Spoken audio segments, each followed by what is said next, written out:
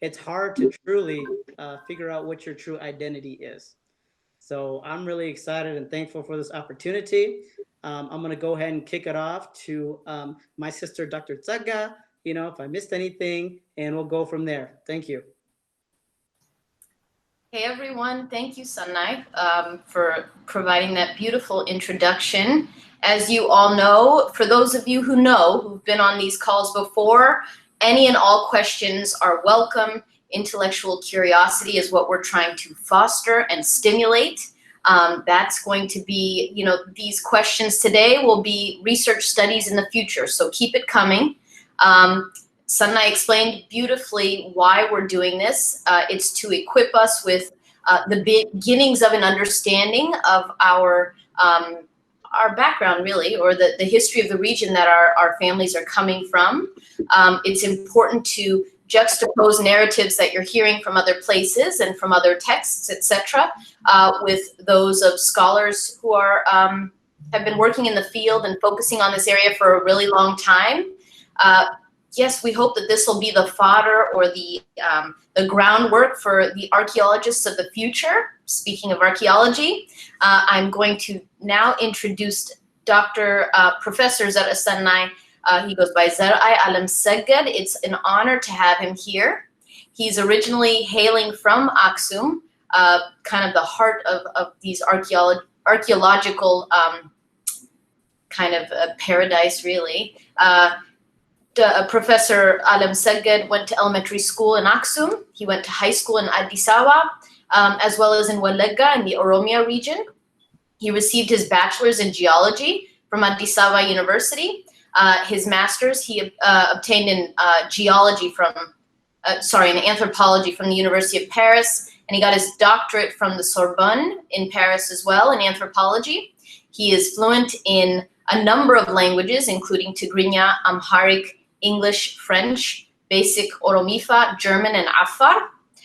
He was a postdoctoral fellow at Arizona State University for about 4 years and a senior scientist at the Max Planck Institute in Germany for 5 years. We're going to make a note that that's where Albert Einstein worked before moving to the United States, so quite a prestigious position to hold, an institution to work for. He's worked also as a director of anthropology at the California Academy of Sciences in San Francisco for about 8 years. And now he's the Donald Pritzker Professor of Biological Anthropology at the University of Chicago. No easy feat, you all, where he explores the issue, basically the origin of humanity and what makes us human. He has trained a number of students, including 5 students from Ethiopia at the doctoral level. He's published over 100 peer-reviewed scientific articles, including some in Nature and Science. These are very, very difficult journals to publish in, as well as a number of books. He's been featured on, TED. We all know what TED is, CNN, PBS, National Geographic, and the BBC. And he's a fellow of the American Association for the Advancement of Sciences. And more recently has been recruited to become a member of the Scientific Academy Sciences of the Vatican Church in Rome. Interesting. So a quote from Professor Zar'a that we want to leave with you all: not knowing your past makes you ignorant about your present and the future. So in other words, we've got to look backwards in order to better understand that, so that we can kind of use that as our footing to move forward. It is an honor to have you here, Professor Zar'a. It's an honor to have you as a member of our community, and I can speak on behalf of Sanai and I and the forum, and also TPN. We are so glad to have people like you to look to for information. So everyone, put your thinking hats on and get ready to ask questions.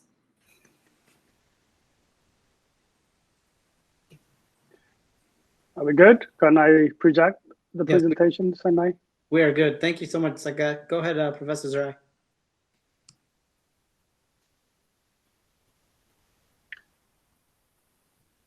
Looks good. Let me know when you see it clearly. Is that good? Yep, that's good. Wonderful. Thank you, Sanai. Thank you, Tsaga. I am obviously delighted to be here today. And before anything, let me thank the group that organized this lecture but also TPN and the forum under the leadership of Mulugeta, who has been spearheading the efforts of what we do as we delve into the question of where we come from, what we would like to be as individuals. Let me echo what Sanai said earlier first, and that is, I am a strong believer of the idea that if you do not know your past, then I can guarantee you that statistically speaking, your future is doomed. I will not say more because I will say a lot during my presentation. So why we decided to do this series is, of course, because if we are dealing with people's identity, and that is very broadly defined, it starts with who you are as an individual, and then goes to the community you're from, and then goes to the group or linguistic group, call it, or national group you're from, the country that you're from, the continent that you're from, and the species that you're from. Therefore, if you were to define yourself as a person, if your name is, say, Sanai or Saga, you are Sanai or Saga, but also you're Tigrayan, you will have a nationality. You could be Ethiopian, American, or Nigerian. You're African, Black, and a human. So integrating the different aspects or facets of your identity in a consistent manner is therefore important. But that consistency will not be achieved unless you have access to your past. And your past is sometimes hidden. And that's why we need people like myself, archaeologists, digging into the past so we can glean information that would shed light on our current condition in the future. Sanai also mentioned civilization and archaeology of Tigray. When you talk of civilization, it's not just a matter of inventing a computer or some type of novel or new software. There are hallmarks of civilization when you look into the history of humanity. And some of them are presence of agriculture, urban development, social hierarchy, monumental buildings such as the obelisks of Axum, writing and literacy. Many of these you take for granted today, but they had to evolve slowly and progressively. So in this lecture, the primary aim is those who were born and raised here in the diaspora. And the reason why has been highlighted by Sanai already, so I'm not going to repeat that. But at the same time, given the vastness of the Tigrayan history, the Ethiopian history, the African history, etc., only snapshots of the long history will be presented today. And the evidence will come from the Tigrayan state of Ethiopia and the present-day Eritrea, because that's where you find the archaeological evidence. As I speak or outline my presentation, I will stick strictly to the archaeological evidence and stay out of popular narratives. If you have questions based on your knowledge of popular narratives, I would be happy to address, but let me repeat, I will stick to the archaeological evidence.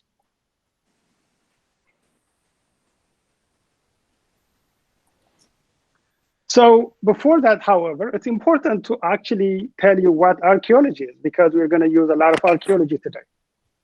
So let me define two terms, anthropology and archaeology. Anthropology, anthrop means humans in Greek, and anthropology is the study of humans. And archaeology is the study of material culture. So in this figure, if you can see it, you have a farmer, you have a mother using a groundstone to grind grains, you have another woman baking injera on a pottery pot, you have a house, you have to eat, of course, beautify yourself, drink if appropriate, obviously, and then dance. And all of these activities are being conducted by human beings. So what anthropologists do is study the humans themselves based on their remains. So long after they die, their skeleton will be preserved. So anthropologists will study them. And what do then archaeologists do? Well, archaeologists will study the materials that they're using. It could be the jewelry of these beautiful ladies, or the pottery of baking injera, or the ground stone, or the ruins of this house. So that's the main difference between archaeology and anthropology.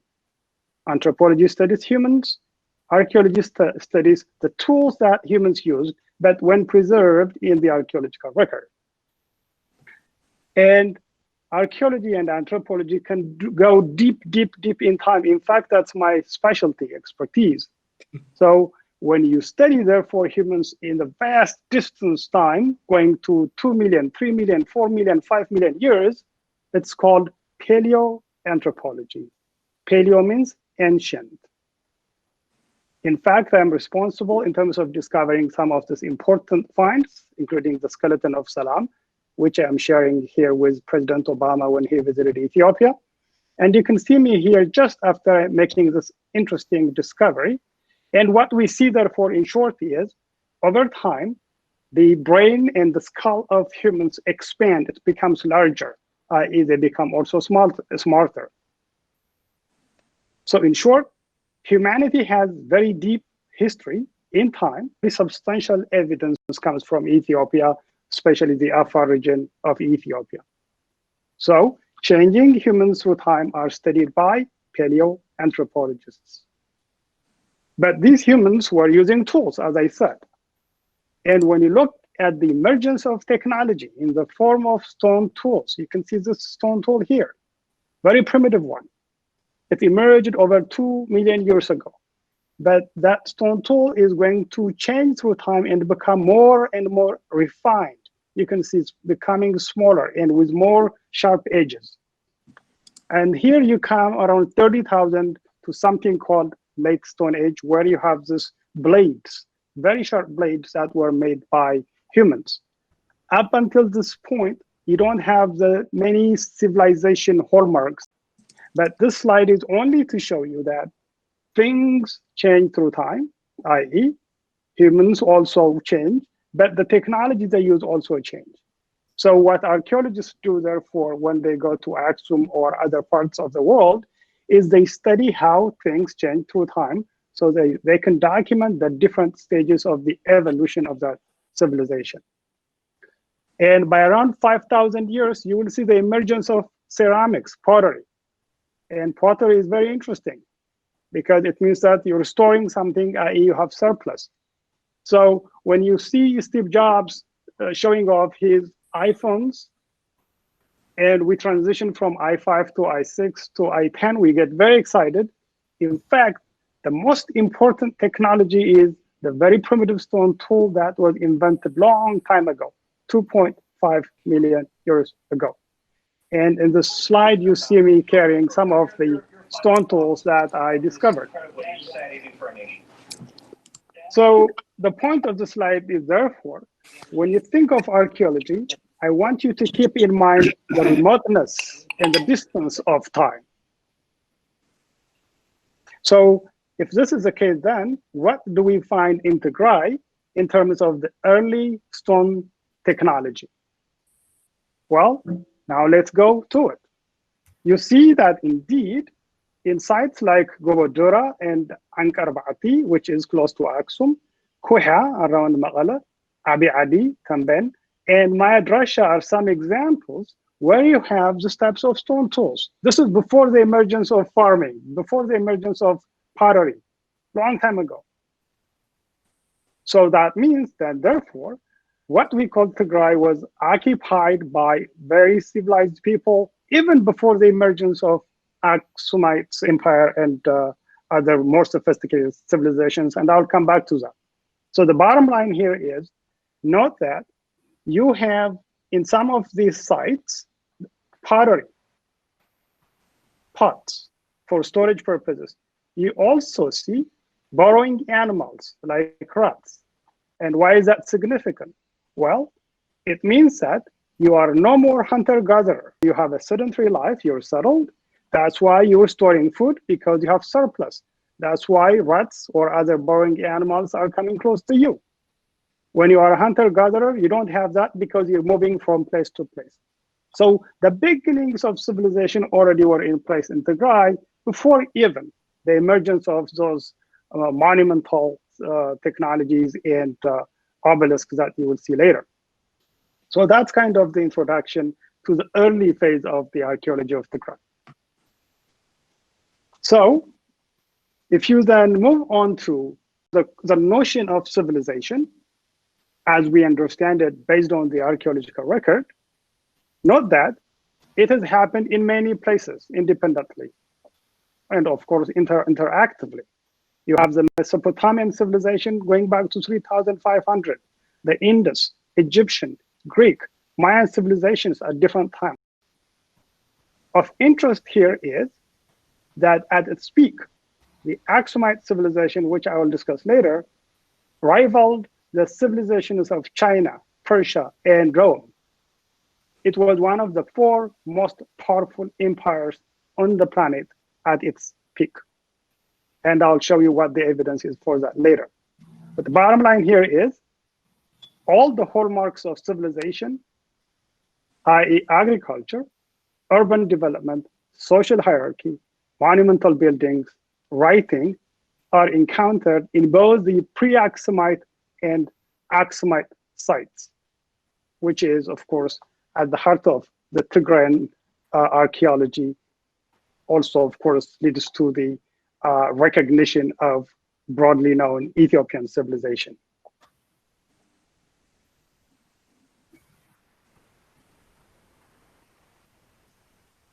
When you look at the distribution of these sites that relate to the pre-Axumite and Axumite civilization, they are encountered in what is called the Northern Horn, which is mostly the Tigray part of Ethiopia and the present-day Eritrea.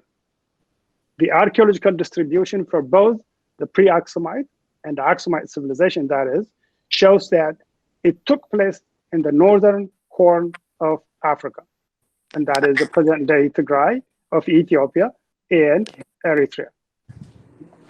And with evidence for control over South Arabia at times, as you will see later. And here is the evidence. When you look at some of the sites that pertain to the pre-Axumite and Axumite, you have Saglamin and Malazo near Aksum, Yeha, where we had the Da'amat civilization, Maqabar Ga'wa near Wu'ro, further in the east-south, Gulo Mahada near Adigrat, and Matara and Adulis now in Eritrea. So this is basically what constitutes the distribution of the archaeological sites for the Axumite and pre-Axumite sites. So keep that map in mind. So what do you then see? Well, the first thing to look at in terms of the pre-Axumite sites is that you have this building, which is the oldest surviving building in Ethiopia.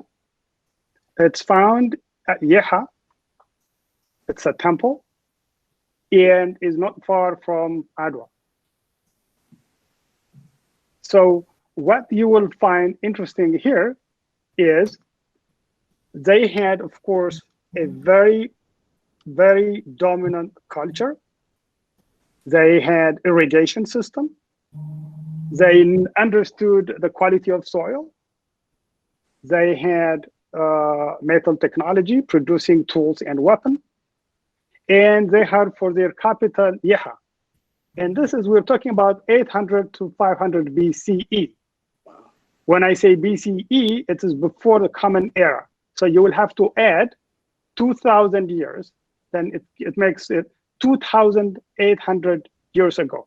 So when you hear of the 3,000 years history of Ethiopia, that's where it begins. That's where it starts. They were using a writing system, an inscription called Sabayan, and they were not Christians. They had a pre-Christian religion. They were worshiping Al-Makah, the moon god. And you can see evidence for that, actually. If you can see the arrow, right here, it is representing the disk and then the moon crescent. So this has nothing to do with Christianity. And this ancient building was built at Yeha very, very long time ago. So the sophistication of these people is therefore not only in their technology, not only in the remarkable buildings that they were doing, but in the very sophisticated way of interacting with nature. And then as they were worshiping, the evidence actually is not limited. The Da'amat kingdom is not limited to Yeha, because you find it also at Ma'abar Gawa, which is near Wu'ro, and also Matara, Eritrea. How do we know? If you look here at the stele found in Eritrea, you can see the disk and the crescent moon. The same thing here in Ma'abar Gawa near Wu'ro, you have that disk and the crescent moon, clearly showing that they were worshiping the same god, i.e. it was the same kingdom, same system. In fact, if you look at the small statue, the text is asking for healthy offspring. And they would do the sacrifice for their god on this altar. This is a sacrificial libation altar. And then they would kill the animal, like you would do it in Fasika or Lidet. And then the blood would drain through the drain here, and then it will be collected here in the basin. So what this shows you is they were not just hunting and gathering for survival, but they had a very complex system of living. This is 800 BCE, which is close to 3,000 years ago. And that's called the Da'amat civilization or kingdom. After that, that is after the Da'amat civilization, after the decline of the kingdom, not far from Axum, you find shaft graves with grave goods, i.e. in the graveyard, when they were burying people, they would put objects and goods in the graveyard. So in the first civilization with the pottery, with the ceramics, I told you, they were storing food because they had surplus. But now they're even putting very precious goods in the graveyards, grave goods they are called. And that means that not only were they storing, but they were even giving something for the afterlife. And they had very complex funerary and residential structures, palaces and stelae, such as the ones that you find in Beta Georgis, which this is a hill just adjacent to Axum. They had nicely built palaces. You can see this different chambers that are a profile of the building that they had. So at this stage, with this object, therefore, they are not only storing food, but sending it to the next life. They are not Christians still. Christianity won't come until the 4th century. So hold on. So this is a site called Beta Georgis near Axum. And you can see that they were not only just burying their dead, but also putting goods in the graves. They are called grave goods. And you can see the beginning of the planting of steles, or, well, they're not obelisks, but nice small steles. Nicely divided chambers of the palace that you have there, potteries. All of that suggests that they were becoming more sophisticated and they had surplus. And that is somehow going to be the foundation of what is going to come later. Okay, so what comes later then? And that is where we're going to talk now about the Axumite kingdom. So remember that we started with a very primitive stone tools technology that we had in many parts of Tigray, like around Shire, Tambin, Kwiha, and Axum, and Adwa.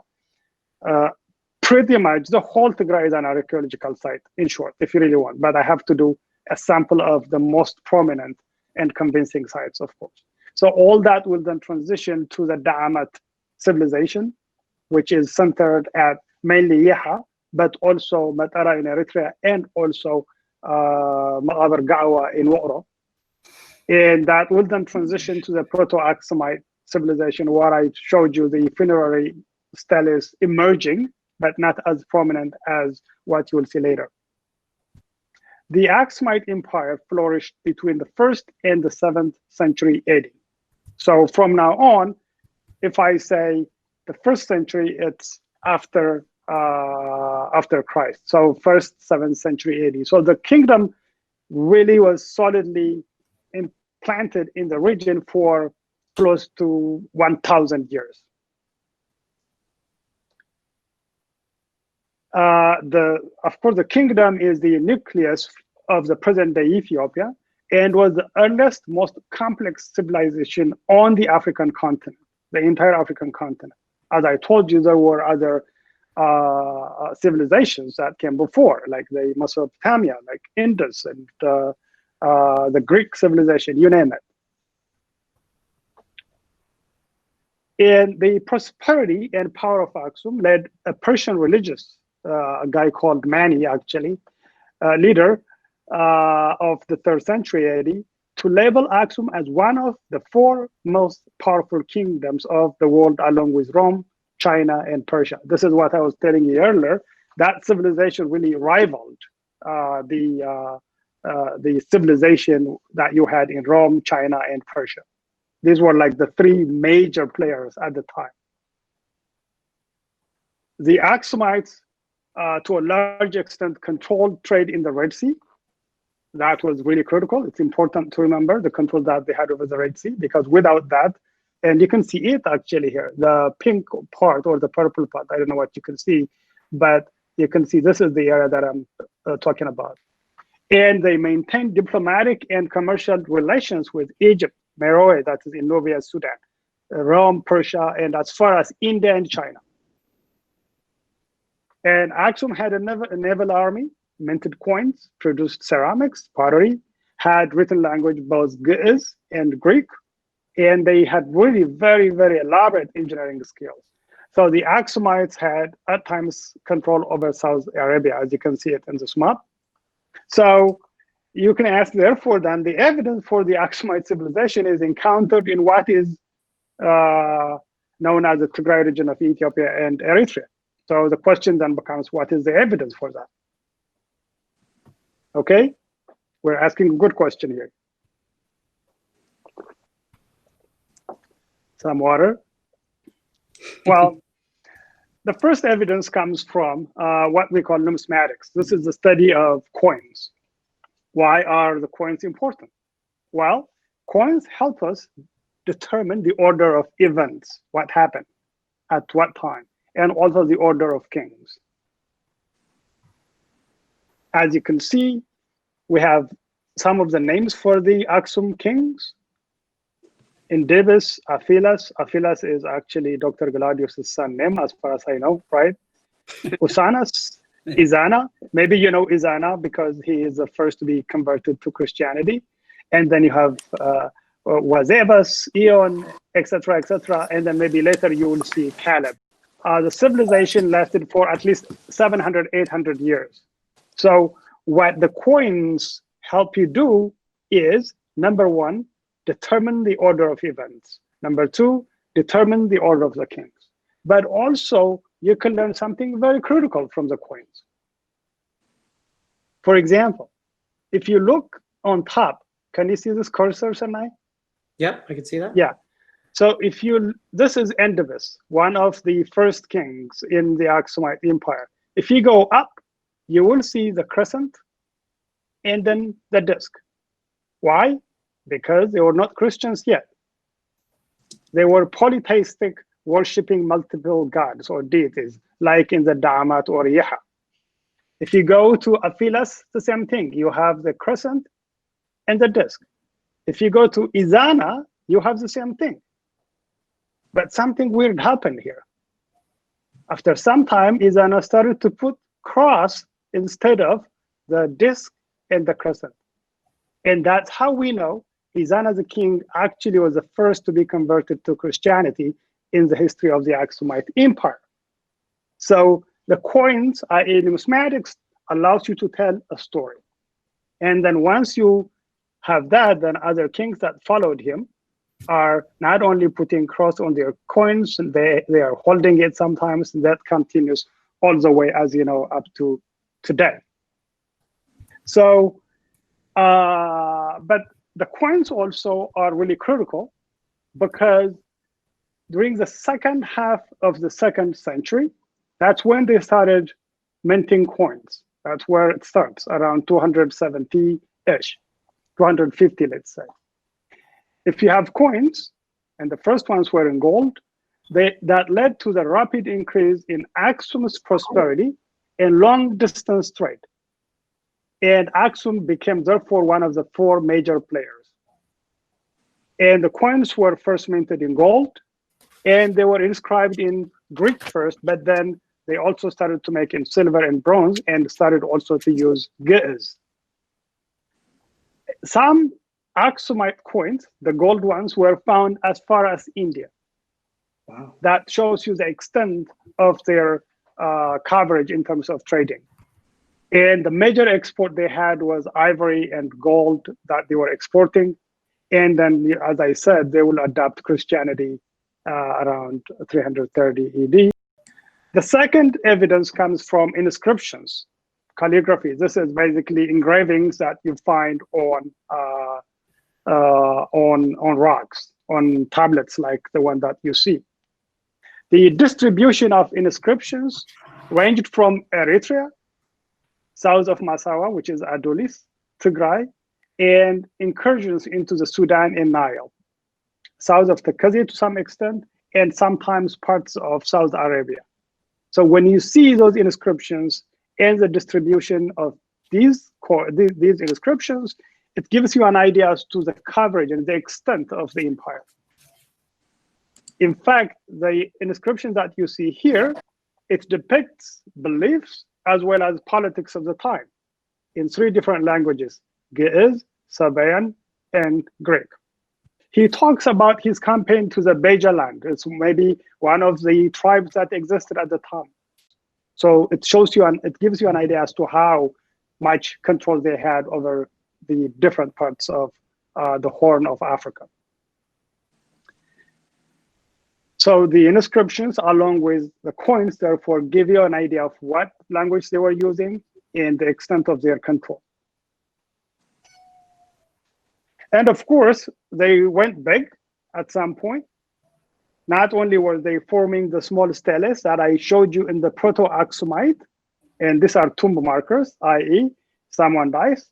If they are very important, they will have a big tomb marker, stela or stelae plural, standing on top of them. And under that, you will have a mausoleum that is going to be filled with very precious and expensive goods, the grave goods. But here it's going to be very sophisticated. So the remarkable commemorative monuments show technological and organizational capacity. Remember, some of these stones that I'm going to show you are the largest to be erected in the entire history of humanity. I'm not saying Africa or Europe, the whole entire history. The most elaborate tomb in the Stele Park 3, which is this one, is they were building monuments. By the way, this one is the one that's standing. This one is the one that came from Rome. And this one is the one that is broken. And this is the largest, the broken one. It weighs 520 tons and 33 meters high when it stands. Look at that. So the engineering that goes into this is really very complex.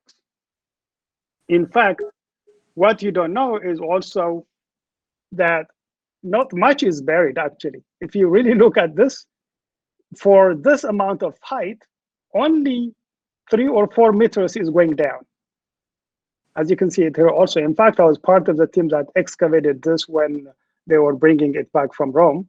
Of course, this one is still standing, so we don't know how deep it is, but it won't be very different from this. But the key here is for you to see how difficult it would be to bury only this part and then make sure that this stays erect.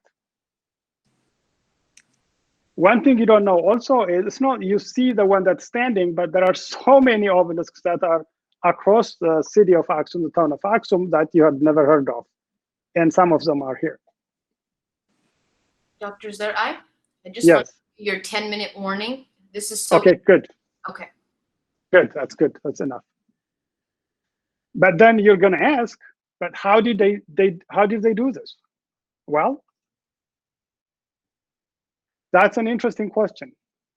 I think what may have happened is, well, first of all, they were great at engineering, clearly, because this giant rock needed to be transported from 5 kilometers away at an area called Gobodira. And they will have to be transported. And I think they used what a system called rollers. This is where you put wood, and then you put the big rocks on top of the wood. The wood would be rolling, and they will be dragged by labor, human labor, and sometimes, of course, elephants were heavily used. This is common activity in Egypt, but of course, no one did transport rocks that are like 520 tons for that distance. And then what they would do then is they will carve them, they will shape them, and then they will progressively pull them. And then this is step 1, step 2, step 3, step 4, and then bam. But remember, because not much is buried, really you will have to have a very good understanding of math and engineering for this to be standing for the past 1,700 years. And the challenges that we have now, even to just sort of maintain it and then put it back with the technology that we have, you will appreciate. It's very formidable challenge, but it gives you an idea of how complex the technology they had was. What is even more interesting is what they were putting inside under in the tombs when they bury probably this monuments represented tombs of kings, and the contents of the tombs were glass, which is very precious, jewelries, ivory, coins, sculptures, and pottery, which confirms the prosperity and the presence of imported goods mentioned in historical resources, and then the things that I mentioned earlier. So they were clearly not only able in terms of production, they were prosperous, but they really thought hard and respected power.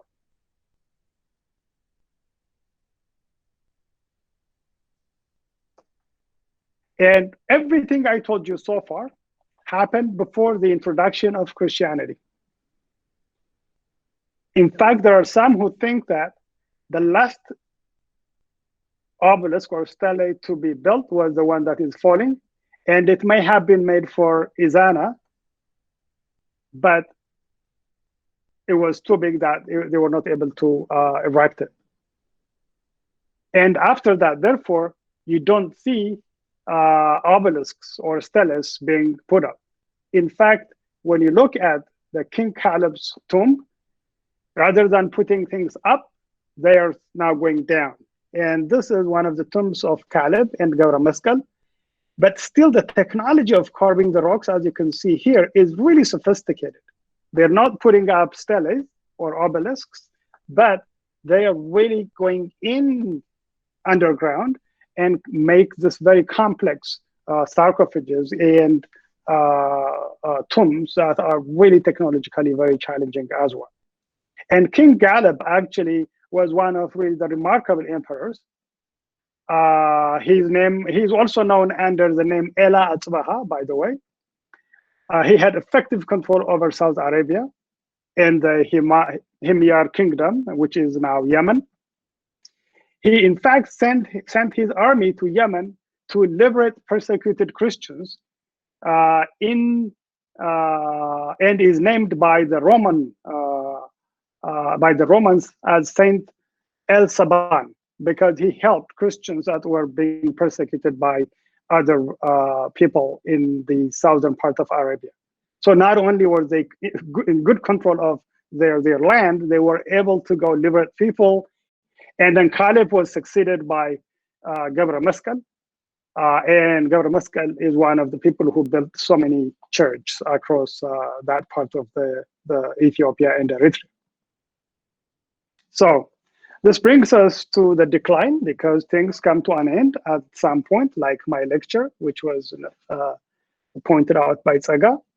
So there are many hypotheses out there, but the main causes for the decline of Aksum, which happens after 7th century, are number one, maybe the expansion of Islam and invasion from southern and northern regions, which made them to lose control over Red Sea.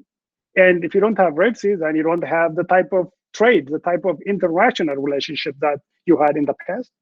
There was also critical environmental and economic degradation. Of course, internal trouble, as we can appreciate it these days. And there was this role of Gudit, and I can elaborate on that. But know that losing control over Red Sea was one of the key reasons for the decline of the Empire of Aksum. So though Aksum declined after the 7th century, its impact in the Horn and shaping Ethiopia and the whole Horn of Africa continues. The saints, as you can see them here, the 9 saints who came from the Roman Empire meaning a huge area at the time, goes all the way to Egypt.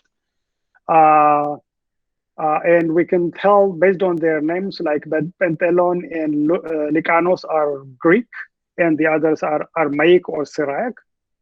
So the 9 saints were a group of missionaries who were important in the initial growth of Christianity during the 5th century. And their monasteries are now found across Tigray. You know, Debre Damo, where Aragawi went. You know, Gara Alta region, where Abna Yamata went. So these, therefore, I think with the decline, they started to move around and then set up monasteries that played critical role in the distribution of Christianity. And the legacy of Aksum then is going to be found in different parts of Tigray up until this point. In fact, if you go and then look for the rock churches in Tigray, you will be amazed by the number. Look, around Temben, you have a concentration of rock churches here. Gara Alta, it's just amazing number of churches here. Around Agama and also Azmi near Wukro. So all that is to say, even after decline, what came out of the Axumite Empire, which is widespreadly represented in what is now Tigray and Eritrea, would lead to the dominance of the Christian religion within North Horn and then Ethiopia later. This would continue even further south.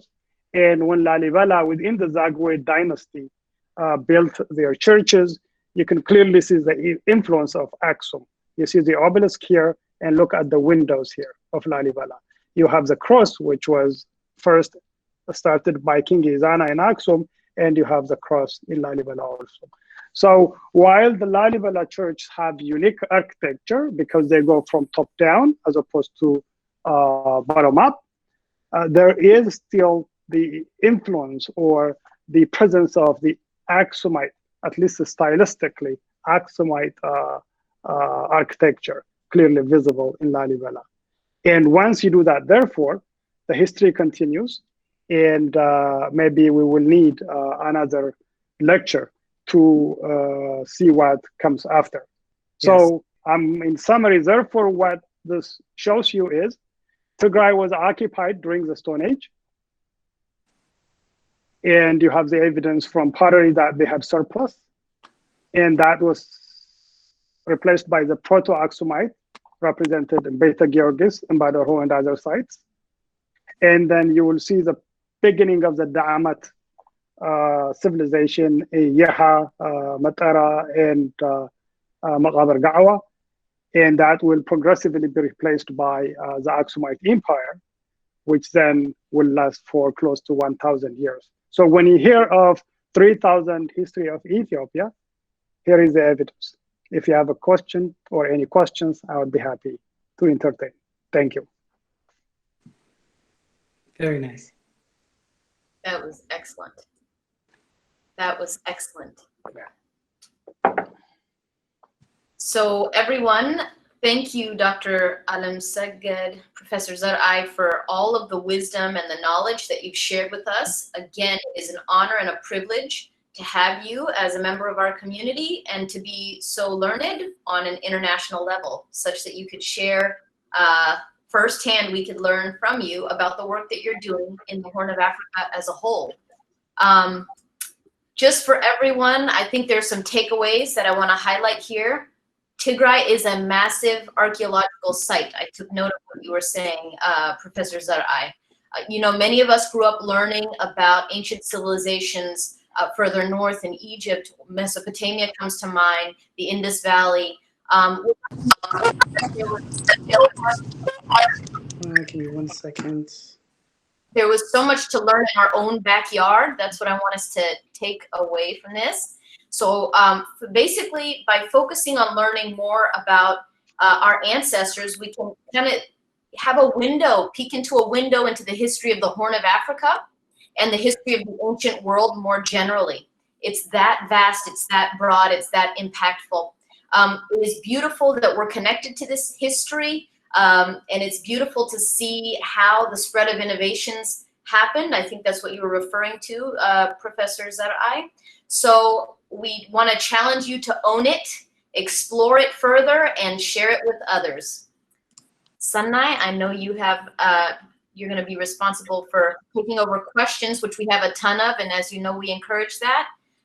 Sanai, do you have any other final words you want to add? Anyone else on the team as well?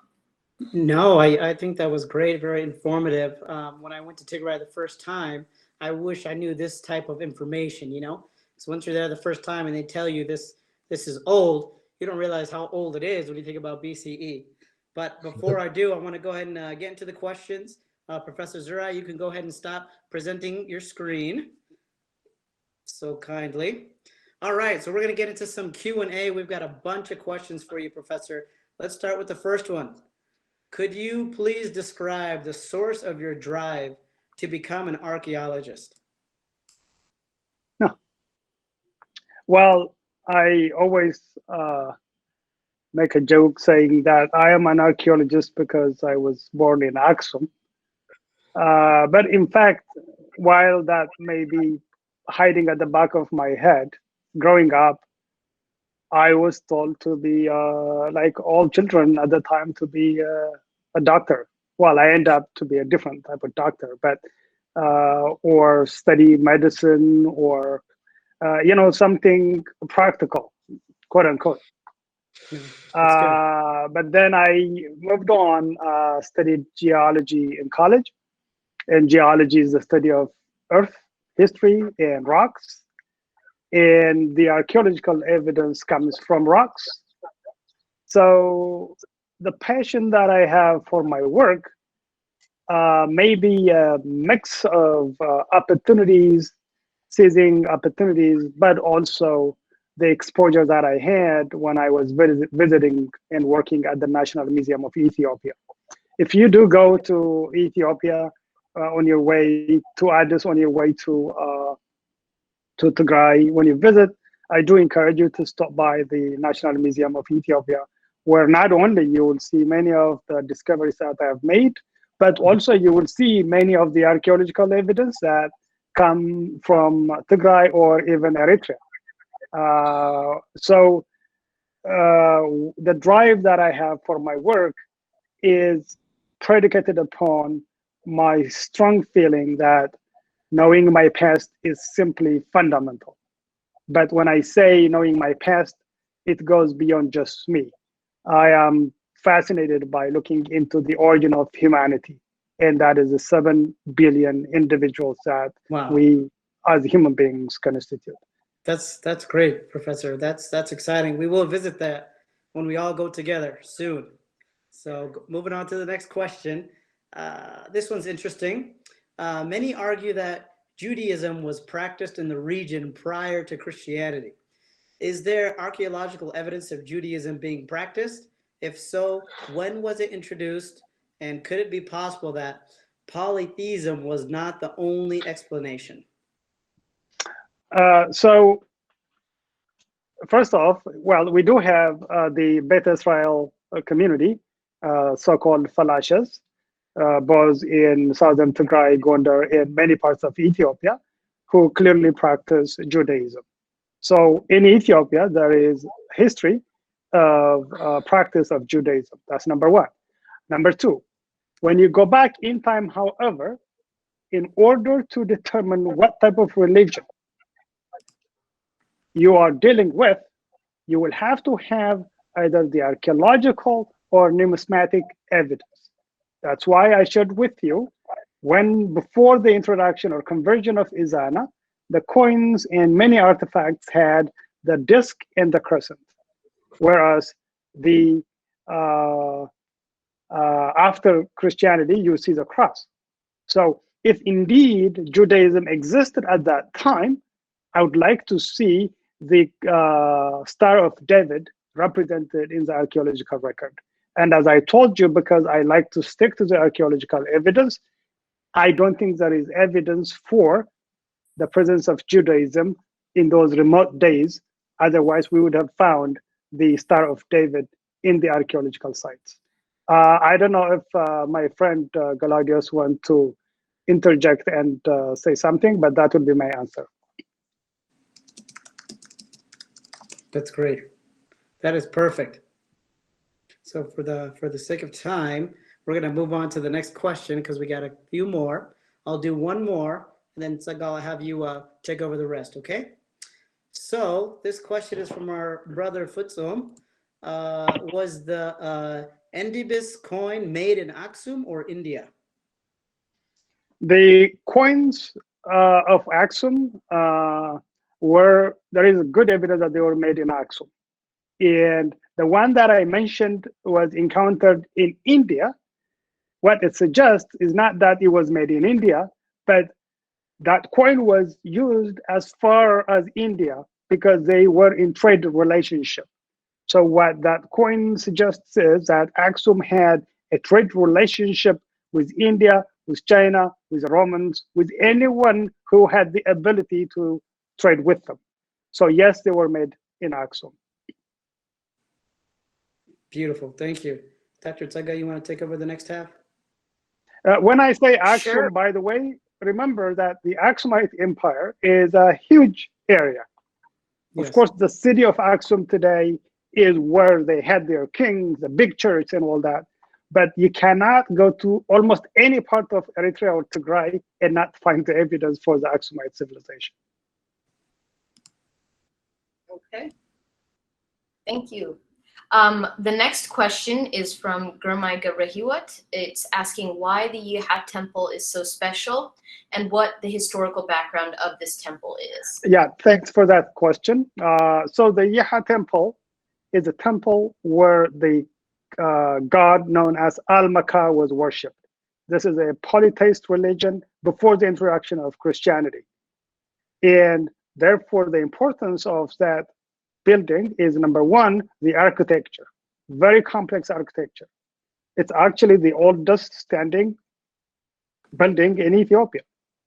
That's number one. Number two, when you have people worshiping one way or another, it shows that they're not dealing with just day-to-day activity of hunting and gathering.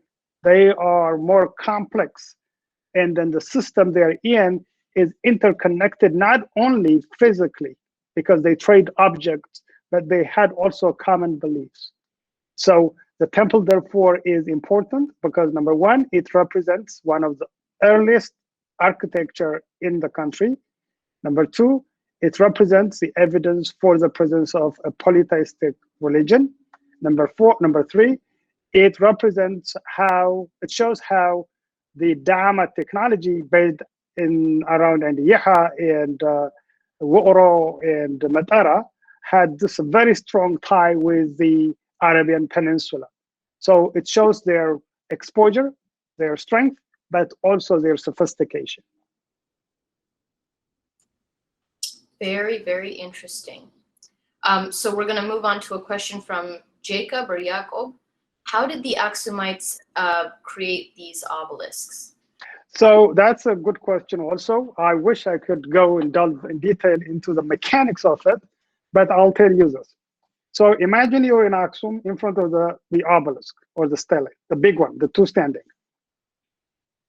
The rock that was used to make those obelisks comes from 5 kilometers away, an area called Gobo Dura. And remember, there are no big machineries, there are no roads. Well, they had roads, they had paved nice road, by the way. So they would have to transport this 520-ton rock before it was carved. So you can imagine from the place where you have the obelisks now, all the way to Gobodura, and Gobodura is like an uphill, so you will have to descend somehow. You will have to have a structure of a system of transport. And the best hypothesis or the best suggestion that I have for me is the rolling system.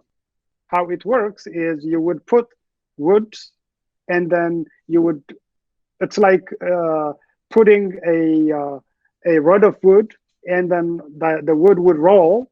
And then as you roll, you replace it ahead. You can imagine, just for a second, think of the hundreds and thousands of labor of people, and then the elephants, and the euphoria of pulling this giant rock. And they will somehow make it to the stele. And then as I showed you, to put it up, they will have to use exactly the same thing, but the engineering will have to be, they had mathematicians clearly who were calculating the angle, how they were putting it up. Because the part that is buried for the one that came from Rome is only 3 meters for a 24 meters of stele or obelisk. So how the answer would be a very sophisticated technique that existed at the time, but existed only in a few places in the world. Remember again, the biggest stela, which is 520 tons, is the largest monolithic rock to be erected by any civilization in the entire history of the world.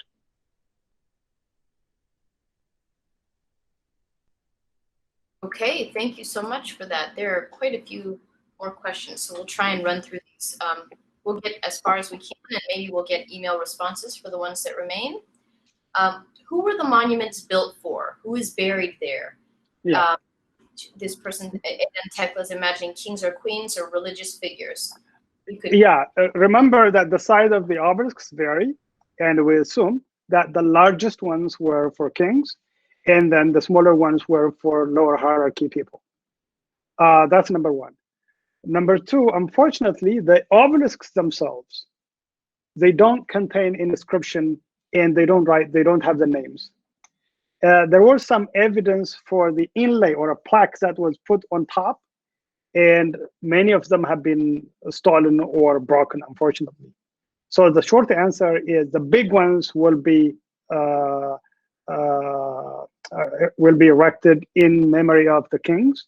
And then as your hierarchy goes down in the system, because this is a very sophisticated system where hierarchy is important in any civilization, then what will happen is you will have a smaller one. And one thing to remember also is when you think of those obelisks and the structures that I discussed, think of the thousands of day-to-day people who don't have the opportunity to tell us their story because they don't have much. So that's what civilization is, unfortunately or fortunately. So short answer to that question is they were built for the kings and the queens and higher categories of that society. Okay. The next question is coming from Zena. Can you please say something about the two-headed obelisk in Beit Georgis? So the style of every obelisk differs. And so, for example, if you look at one of the one standing, the back of it is not carved. It has a multi-story structure with windows and doors and a fourth door at the bottom. One of them is carved throughout. And one of them, actually, when you go to Axum, see, there is one still laying there, but it's not finished. It's half-baked in a way, so to speak. And what happened is, abruptly, you see the interruption of this obelisks being built. I think that happened during Christianity, because maybe they didn't want to compete with Christian God by going up, and that's why Caleb and Gabra Maskal went down in the tombs, I think. But this is my untested idea. The two-headed obelisk, therefore, is a variety of the many varieties that we have. Specifically, what it represents, off the top of my head, I don't remember.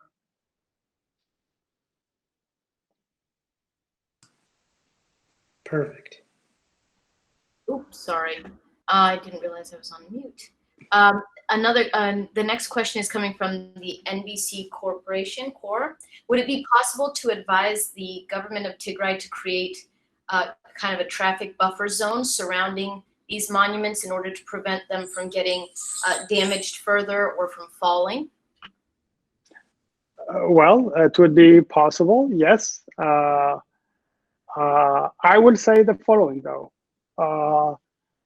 Not just the Tigrayan government, not just the Ethiopian government. In general, countries don't put the necessary resources to conserve and preserve these magnificent monuments. So yes, I would say yes, just to answer the question, but we need to have a very strategic approach to ensure that this goes to the future. Our four parents left us this, and it's standing there for close to 2,000 years. And now, with the resources and technologies that we have, we could do better. So I will, in short, tell you that the attention that is given to these monuments is not to my satisfaction. And I think we should all work together in making sure that we convey that message whenever we have the opportunity. Excellent. I like that call to action. The next question for you is coming from Gurmai as well. Were the Axumites capable in terms of talent and knowledge to build these obelisks? Do you agree that talented people came from Israel with the Queen of Sheba or Menelik first to build the obelisks? Good question. The answer is yes, the Axumites were capable of doing that. In fact, there are people who would say people came from Greek, Rome, etc., etc. No. The reason why I intentionally discussed the Proto-Axumite civilization at Beta Georgis, which is just north of the obelisks, where you have the obelisks, is to show continuity. Mm-hmm. If you were an emperor or a leader of Israel or Rome, would you really send your people to build the most important and the greatest obelisk in somebody's land? Unlikely. Remember, kings have a lot of ego. So if anything, they would have loved to build something bigger in Israel or in Rome or in Greece. So the answer is no. Coming back to the story of Queen of Sheba and King Menelik, as I said at the beginning, I would like to base my presentation on evidence because there is a lot of narratives out there, speculations out there. So when it comes to Queen of Sheba, for example, and Solomon was born in 1010 BCE.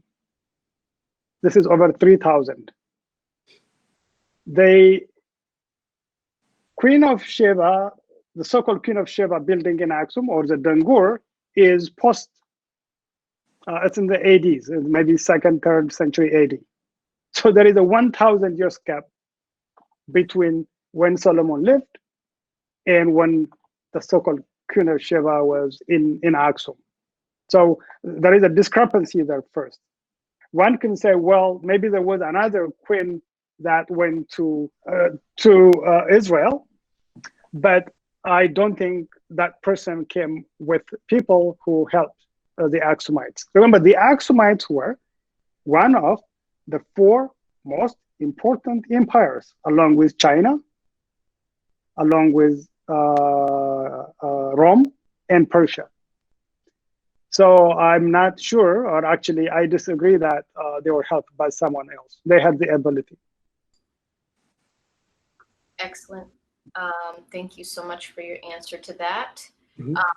And I really appreciate you distinguishing between, there are many narratives and theories out there to explore. So there's another question here. Can you also say a few things about the engineering technology, the tools used to seal and drill the artifacts? This is coming from Aklil R. Yeah, so clearly the Axumites had a knowledge of metal and using it to connect rocks. And this is vividly present in the tombs of Caleb, but also next to the false door in the main stele park. When you go visit, make sure you see the metal that was used to connect two giant granitic rocks. So they stay together. So I think they had a good knowledge of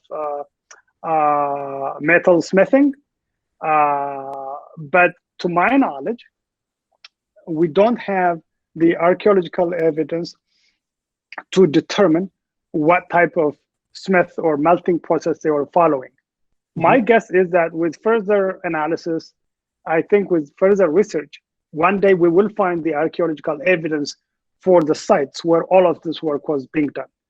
But the problem with sites like Axum is the whole entire, in fact, the whole Tigray is an archaeological site. So, and people live on top of those sites. So all I'll tell you is when you grow up, make sure that you find technologies so people can live above and the entire surface of Tigray becomes an archaeological site. And this is not a far-fetched idea because there are countries now who are building cities on top of oceans and seas. Yeah. Once we have that, then we will have the opportunity to explore the whole Tigray and then the other parts of relevant sites and be like our ancestors. Sometimes it frustrates me when we seek help from the Italians to fix the objects that they stole.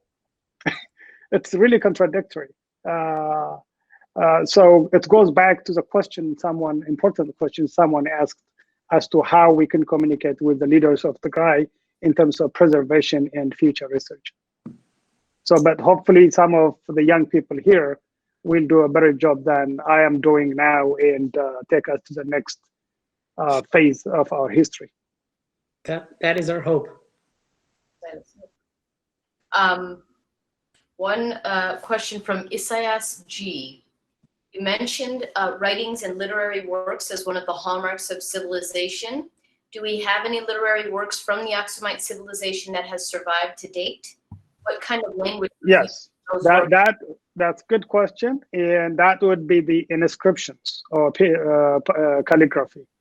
The rocks that I showed you, especially the one that was left by Izana, and this unknown king who existed right at the beginning of the empire, they had the ability to write in 3 different languages: Ge'ez, Greek, and to some extent Sabaean language. Greek was the lingua franca during the Axumite Empire, meaning as English is today spoken almost everywhere, Greek was the language of the world. So of course they had a good mastery of the Greek language. That's why they were minting their gold coins in Greek. Clearly they were doing it for international trade. But then the bronze and other, I think the other one was silver, was mostly in Ge'ez. So yes, they were clearly able to write, not only to write, to really tell a story like Izana did on his inscription, where he explains what expedition he was undertaking, what he lost, what he gained, what he captured, And then the other king who was existing at the beginning of the empire talks about even the Simeon Mountains and how dangerous it was for his army to go because it was covered with snow. So the evidence therefore comes from the rock engravings and inscriptions. Remember, the Brahma and all of that, even if it exists, it doesn't survive, and we don't see it until much later. So most of that period, be it the Da'amat or the Axumite Empire, are all in either Sabayan or later Greek and Ge'ez. Saga, can you hear me? Saga. Yes. we can hear you. Hello? Yes. We can hear you. No. Earlier, I was going to interject by way of giving you some information regarding the metals. Recently, there was a documentary made by Meghalaya University archaeologists, and in eastern Tigray, they found, actually quite interestingly, iron smelting factory. So that's really quite interesting. And then I said to myself, I was gratified myself, because when I teach African civilizations in my class, I was telling my students about the Kushite iron smelting. The Kush was very famous for that. Now we found out that Aksum was famous as well. Not far from Woro in eastern Tigray, they found it. It was made by Dimtsi Wayane. So you have to look for that, really. Quite interesting. Thank you. I predicted, I'm not surprised. I hope they will publish it scientifically at some point and excite us with this discovery. Thank you, Doctor. Yes, thank you. You're welcome. Thank you so much, Dr. Galadios and Professor Zure. Believe it or not, we're only halfway through our questions, but due to time, we're going to have to start closing. What we will do is email out responses to these questions. And you know what Saga and I have been reading here in the chat has been so exciting, because a lot of people are engaged. They want to learn more. You know, they're scratching their brains in amazement, you know. So this is just one episode in our series, and we've been coming together to make this happen. So I want to thank the forum. I want to thank our wonderful guests here, and I want to wrap up, and I want to give some closing words to Dr. Tsaga and then Professor Zure. That was great. Yep, this was excellent. Thank you to the team. We've got Futsum on the line. We've got Dr. Galadios on the line. We've got, I don't know if Dad and the other members of the team are here, but thank you so much for helping, Mr. Mugeta, obviously. This is so instrumental in us formulating a better understanding of ourselves. So thank you, Professor Zure, for contributing to that during this particular presentation. I know that everyone feels the same way, and to everyone in the chat, feel free to email us at info@tagarupn.com if you have suggestions for future, discussion points. If you find information or books that you think would be interesting to share with others, please do share with us.